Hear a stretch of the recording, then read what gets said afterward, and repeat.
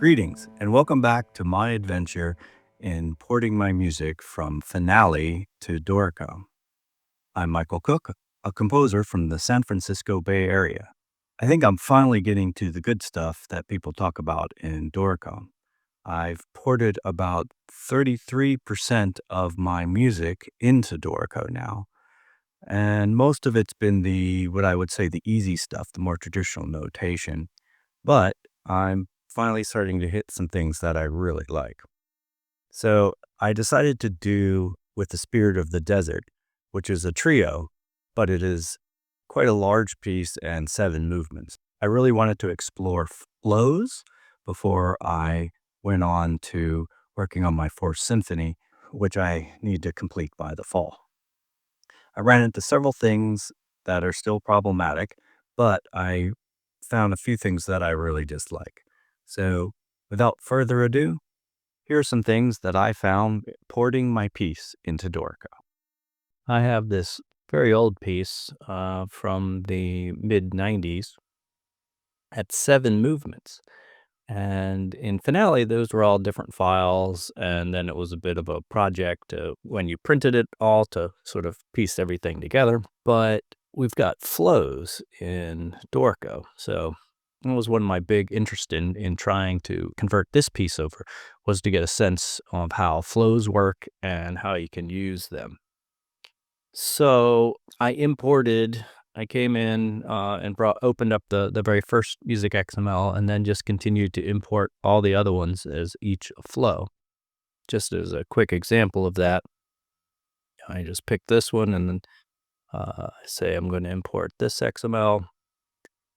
This brings up a dialog box. You could create new, but this is all one thing. So I merge with these layers and it's going to import the flow. And it brings this flow in, and technically I've already done that, so I will just delete this flow.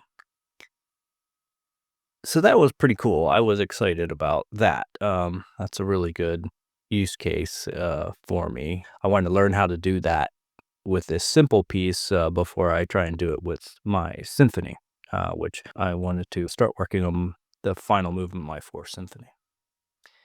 So then I got it all imported. That was great. I did start to find a lot of weird things to fix. For example, like this one, because this should be over here and this gets louder here. And so there's a lot of funky things with dynamics from the import. And so got a lot of recreation to go in here and put in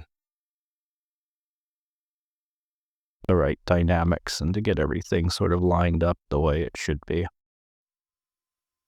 So like, it's kind of weird. I almost had to, there we go. Nope. Come back. Nope. Why don't you stay where I wanted you? Which was right here. Anyway, you have to go in and deal with a lot of these things. Another thing that I noticed was wrong a lot all over the place was slurs for some reason. This piece just had so many of the slurs that were wrong, like this. Huge one goes all over there. It is literally supposed to be from here. It's supposed to just be these 3 notes right here. Why it imported so squirrely, I don't know, but just I had to almost replace almost all the slurs. As you can see, they're just gone insane. Sure, the data was a little odd, and then it just really barfed on it. So I've got a lot of these slur issues. There's more down here. Like, yeah, here's this weird double slur thing shows up here. Also ran into this weirdness on import, where this is supposed to be gliss. I don't know why it's going straight up and it's all a weird angle, but essentially all these are text files. Just have to be removed and then put in the word. itself here. Yeah, and you can't quite angle it, unfortunately, which was a nice thing I had in Finale. Yeah, you can try and do, you can sort of remove that, the bracket, and then it looks good. So, at least, that's what I was able to figure out, and then get rid of all these. So again, not quite, what I had in Finale. Finale, I'll show you that, but it had the brackets and angle, so lots and lots of cleanup there. Now one of the other things that I ran into, that actually, turned out to be pretty cool was I have this section here with all these trills in it. This is how it imported. So, kind of got this in, I can see invisible where the trill is, and then some sort of this mark show up. So that's how it imported, which is wrong.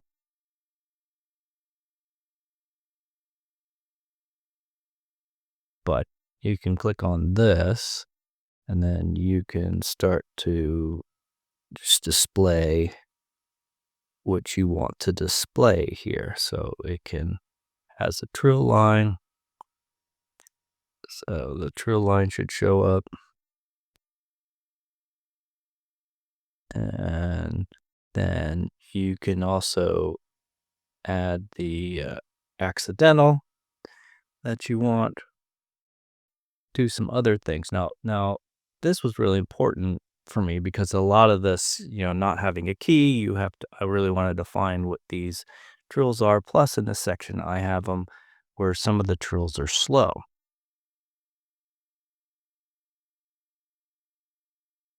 So to go to my finished product here, so yeah, so here, I got my trill line and I got that. Okay, and I can set the interval and all that's really nice. And now it's just very convenient. It's a lot better than how Finale had it. Now, somewhere in here, yeah. And then later on, I want these trills slow. And so I can select this and I can set the speed. And when I change the speed, the wavy line gets different. And you can even make it to where the wavy line starts fast and goes slow, or starts slow and goes fast.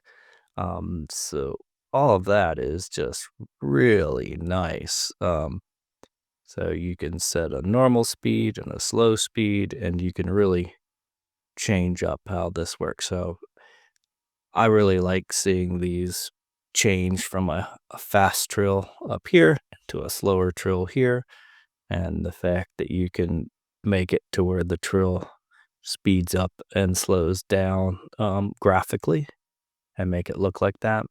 Just nice. So that was one thing that I was pretty excited about. So the other thing I was really excited about was the harmonics. Dorico's got a really nice way of dealing with harmonics. So when this imported, none of my harmonics showed up. So they were just all missing. So I had to put them back in. Used to be kind of a hacky thing in Finale, but here it's really nice. You sort of select the note and you tell it you want to do a harmonic and the type. So I need an artificial, and I just want that normal. And then I set the partial. I want this 4. And bam, I've got a really nice harmonic. And again, this is another touch 4. So I just sort of click my way through it and give myself a touch 4. And there I go. So that's really nice. I like this a lot. Yeah, one of the things that was disappointing though is the samples that Dorico ships with.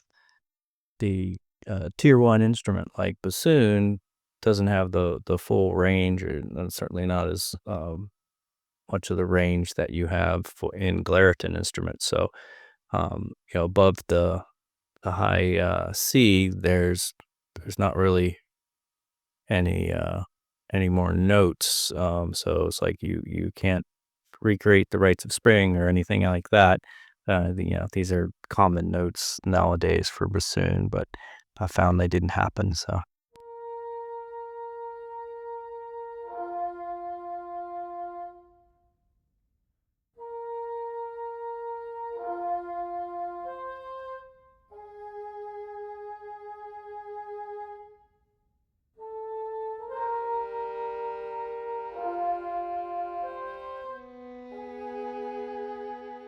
anyway, that was a bit disappointing.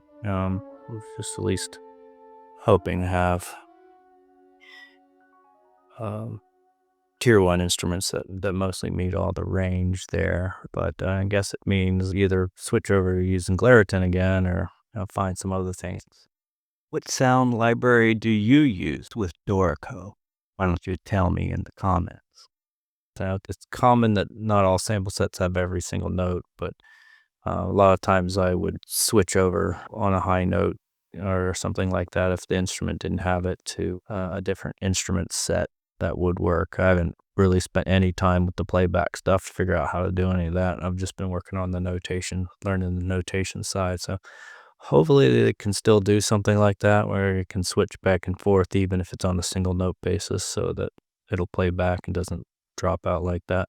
Anyway, it just kind of bummed me out, especially as a bassoonist, not to have the full range of the instruments where I had a pretty good range set in finale. All in all, I was able to get the piece moved over, no problem. It was definitely a bit of work, a couple of days of fixing all the different notation issues that didn't import right, but basically got it to look just like I wanted. There is a no, and was pretty happy with the results. This piece is more typical notation, so I wasn't expecting to have too many problems, but it did work out. Now, another thing that I really liked, that was pretty cool with Dorico is this piece has a few sections where it's just a single instrument playing. So like there'll be a movement. There's a couple of different movements called alone where it's a single instrument playing. And what Dorico does in those situations for the parts, yeah, it's really nice. I like that. So like if I go to, all right, so in the fourth movement is just solo bassoon.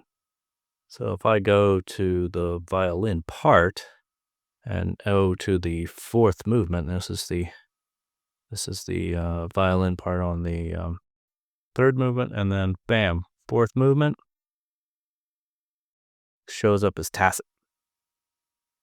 So you just know you're not playing there, and then you're picking it back up. So that saves a lot of pages where you can have that, and so that's a really nice. That was also a nice feature because usually, like I said, I used to have to piece these kind of things together, and to set up the print jobs for finale. That it's really nice. It's pretty much ready to go without all in one piece, all in one file. I don't have to merge things together. It's laid out nicely with the flows here. Finale, this is kind of difficult to do. It would probably just move to another page there, and I wouldn't have a nice clean flow like this. This one starts down here. So really nice. I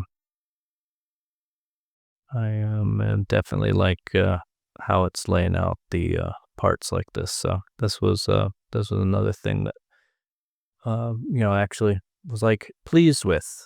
So they finally get into some of the stuff that Dorico actually does better, and that's really nice.